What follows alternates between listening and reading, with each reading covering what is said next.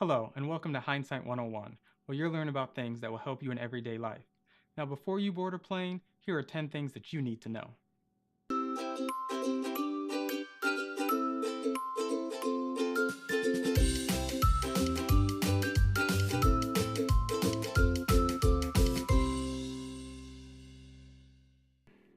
Number 1, sign up for TSA Pre. What TSA Pre is, it's a background check that signs off on everything for you before you get to the airport to make things a lot quicker for you. Because when you get to the airport, times can vary at what time you have to be there to get through security. But if you have TSA Pre, the times are more consistent, so you know how much time you need to get to the airport to get through security. Now, TSA Pre will also make your travel that much more flexible, especially with delays and cancellation. For example, say you just find out once you get to the airport your flight has been delayed. Well, now the agent has more flexibility to put you on a different flight because all your information is in there and good to go. So you won't have to wait as long as maybe somebody else without TSA Pre.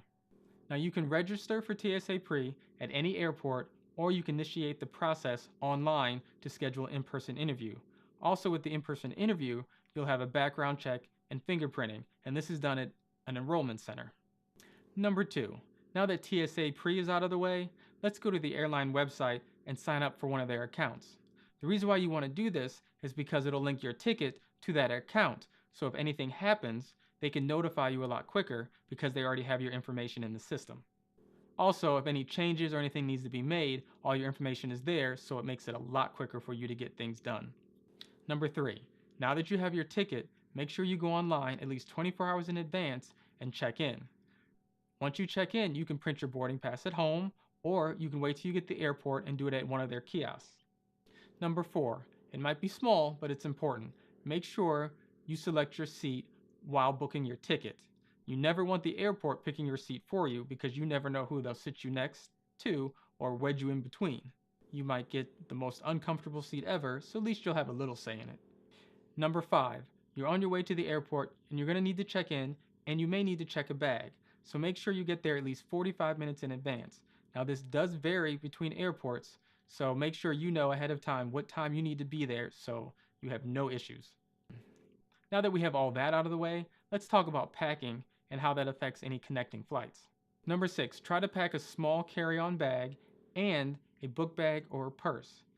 This will help because you won't have to check any luggage, and especially if you have to switch to a different flight, you could just take your luggage with you instead of them having to transfer it to the new flight. Also, little tip, make sure you roll your clothes instead of folding them. That's how you can fit more in such a small space. I learned that in the military.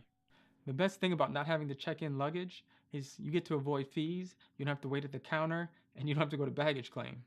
Side note, if you end up checking luggage, make sure you get a service that can track your luggage in case it's lost.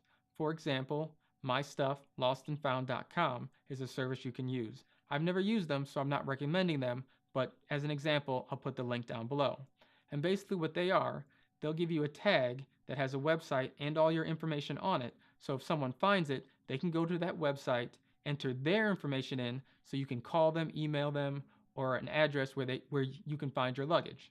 It's a pretty good deal. Number 7, check luggage will always make your flight easier. One, just you always have your stuff with you, so you never have to know where anything is. But also, if there's a delay or cancellation, it's a lot easier for the agent to transfer just you and not have to transfer you and your luggage. Okay, we're almost done. Number 8. This may seem a little odd, but make sure you pack warm clothes, especially in the summer. It may be 90 degrees outside, but sometimes on those planes, it feels like it's 40 below, and you're freezing. So you want to make sure you have a long sleeve, maybe some sweatpants, a blanket, because a lot of times the airlines won't have a blanket available. So this will just make sure you're safeguarded and you stay warm. Number 9, make sure you bring an empty water bottle, because once you get past security, you can fill that water bottle up and keep it with you while you're on the plane. And you have free water instead of paying the overpriced water at the airport. And lastly, number 10, make sure you have a sleeping mask, especially on a red-eye flight, because a lot of those flights are overnight and they have TV screens, which people will leave on all night with that bright screen blaring in your face, or people like to read and they leave that light on, and it's just not the most comfortable setting for you to go to sleep in. So the mask will always help out a lot.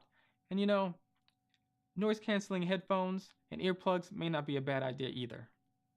That's it, we covered all 10. If there's anything I missed, make sure you put it in the comments below. And as always, if you liked this video, please give me a thumbs up. If you didn't, give me a thumbs down and let me know why. Take care.